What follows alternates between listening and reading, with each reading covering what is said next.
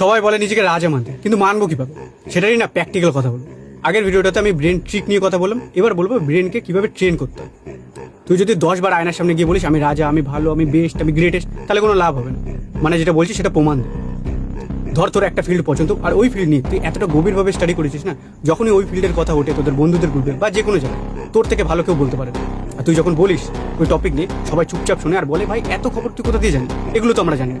তখন যে ভেতর দিয়ে ফিলিংসটা আসে না, মনে হয় যে ভাই আমি এক্সট্রা অর্ডিনারি, আমি এদের সবার থেকে আলাদা। ধর তুই বাসে বসে আছিস, তুই তো সিটটা একজনকে দিবি, তুই দেখলি আমি হয়তো দাঁড়িয়ে থাকতে পারবো, ওই মানুষটা বেশিক্ষণ দাঁড়িয়ে থাকতে পারবেন। এই যে অচেনা একটা মানুষকে সাহায্য করলে কোনো এক্সপেকটেশন ছাড়া, এটা একটা রাজাই করে, এটা রাজার স্বভাব। এই ছোট ছোট কাজ, ছোট ছোট ফিলিংস না আমাদের ব্রেনকে ট্রেন করে রাজা হতে। আর একবার যে এখান থেকে মনে করে না যে সে রাজা, সে ভালো, সে সবার থেকে সে, তাকে সে বাইরেও বেস্ট আর গ্রেটেস্ট হতে কেউ আটকাতে পারে না।